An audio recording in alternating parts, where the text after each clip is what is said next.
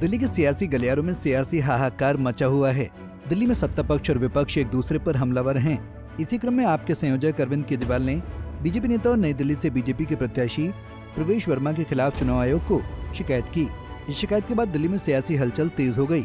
चलिए आगे जानते हैं कि आप संयोजक अरविंद केजरीवाल ने चुनाव आयोग से प्रवेश वर्मा के खिलाफ क्या शिकायत की, जिसके बाद प्रवेश वर्मा की मुश्किलें बढ़ती जा रही हैं।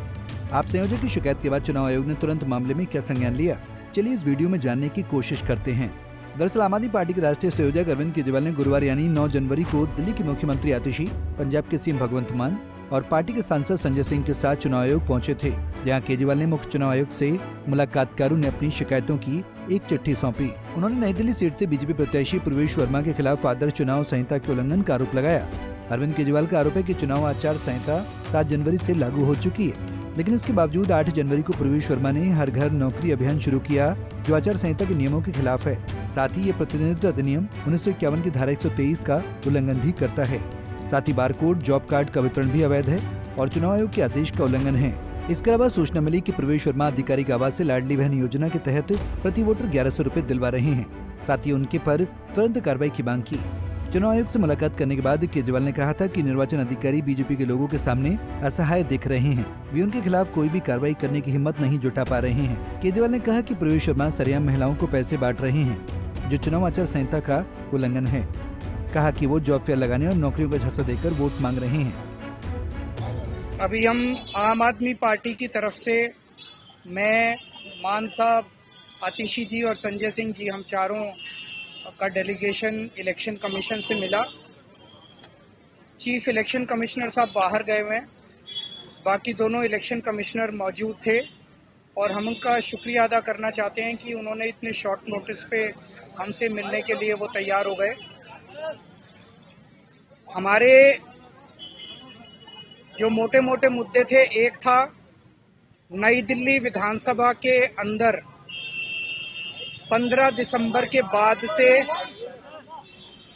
कल तक, यानी कि 8 जनवरी तक, 7 जनवरी तक 22 दिन में 5,500 वोट कटने के लिए आ गए हैं।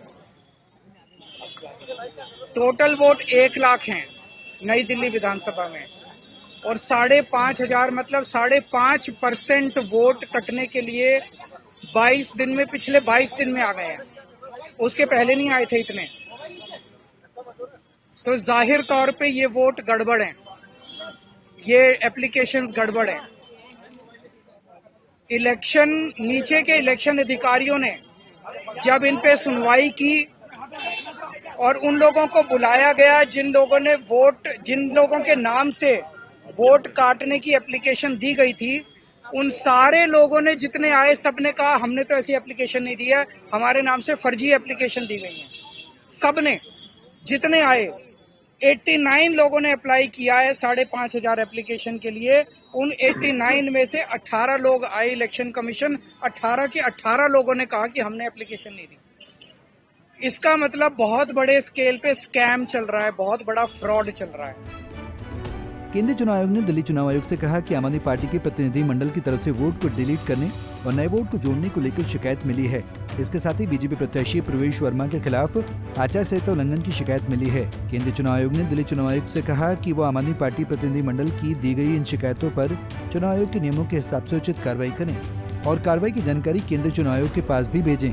आपको बता दें कि दिल्ली चुनाव के लेकर सत्ता पक्ष और विपक्ष एक दूसरे पर ताबड़तोड़ बयानबाजी कर रहे हैं। नई दिल्ली विधानसभा सीट पर त्रिकोणीय मुकाबला है, जिसमें आपकी तरफ से अरविंद केजरीवाल, कांग्रेस की तरफ से संदीप दीक्षित और वहीं बीजेपी की तरफ से प्रवेश वर्मा चुनावी मैदान में हैं। वहीं अब केजरीवाल ने बीजेपी प्रत्याशी प्रवेश वर्मा के ऊपर पैसे का लालच देकर वोट खरीदने का आरोप लगाया है। ये मामला इलेक्शन कमीशन के दरवाजे तक पहुँच गया है, जिसके बाद इलेक्शन कमीशन ने प्रवेश वर्मा के खिलाफ जाँच के आदेश दिए हैं।